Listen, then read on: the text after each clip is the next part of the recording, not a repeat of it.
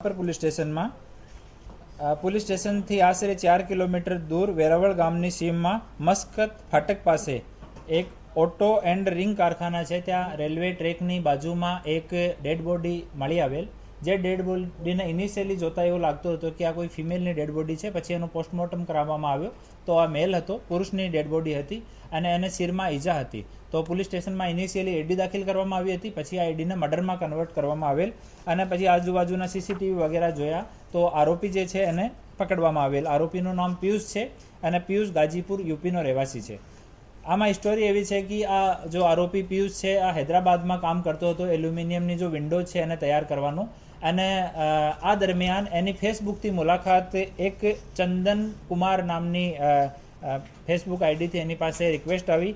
એમાં બીજી Facebook ID હતી, એમાં નિશા કુમાર નામ લખેલો હતો અને એક પૂનમ નામની ઇન્સ્ટાગ્રામ આઈડી. આ ત્રણો પર સેમ ફોટોઝ હતા અને એની પાસે રિક્વેસ્ટ આવી, મેસેજ આવ્યા.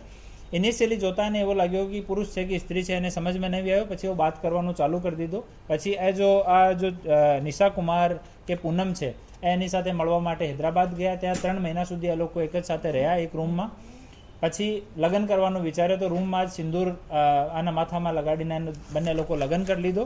અને આ જો ફિમેલ જો કહેવાય કે જો લેડી તરીકે પોતાને પરિચય આપતી હતી, આ કીધો કે અમારી વૈષ્ણો દેવીની માન્યતા છે તો ત્યાં સુધી આપણે લગ્ન નહીં કરીએ. તો 3 મહિના સુધી વેટ કરાયો. પછી સિંદૂર આપીને લગ્ન બંનેનો થઈ ગયો. લગ્ન થયા પછી આ જો આરોપી છે એને ખબર પડી કે આ તો મહિલા નથી, આ પુરુષ છે.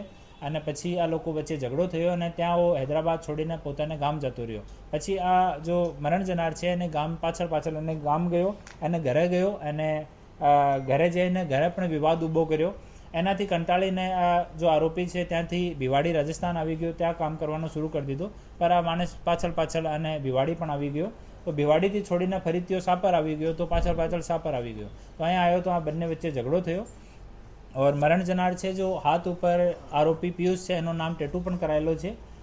તો એના દ્વારા પણ એની ઓળખ પ્રતિસ્થાપિત થઈ. અને પછી અહીંયા બંને વચ્ચે ઝઘડો થયો અને પથ્થરથી શિરમાં 2 વખત ઈજા કરીને એની મોત નિપજાવી. હાલ આરોપીને અટક કરવામાં આવ્યો છે. આરોપી પોતાનો ગુના કબૂલ કર્યો છે.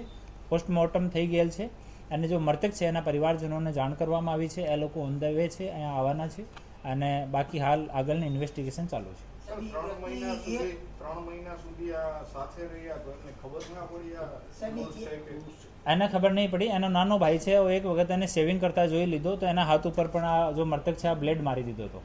તો પછી ભી ગયો. જો નાનો ભાઈ હતો એ પણ કાંઈ બોલ્યો નથી. એવો કહી શકાય. હાલ આગળની પૂછપરછ આમાં ચાલુ છે.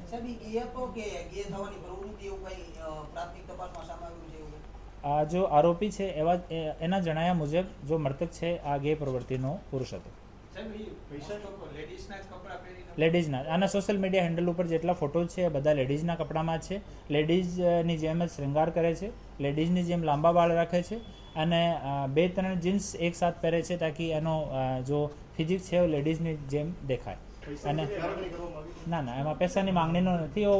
બહુ મતલબ જો આરોપી છે એના પ્રતિ બહુ આસક્ત હતો અને આરોપીને છોડવા નહીં માંગતો હતો મૃતક. તો એનો કન્ટિન્યુ 1 વર્ષ સુધી ફોલો કર્યો. તો એનાથી કંટાળીને બંને વચ્ચે ઝઘડો થયો અને ઝઘડામાં શિરમાં મારીને એની હત્યા કરી. પહેલાં જ્યાં સુધી લગ્ન નહીં થયું ત્યાં સુધી તો વૈષ્ણો દેવીનો હવાલો આપીને માતાજીનો અને ના પાડી હતી કે ત્યાં સુધી આપણે શારીરિક સંબંધ કે લગ્ન કે પ્રેમ એવું કંઈ વિચારવાનું નહીં. પછી જ્યારે લગ્ન થઈ ગયો એના પછી એને ખબર પડી કે આ સ્ત્રી નહીં, આ પુરુષ છે.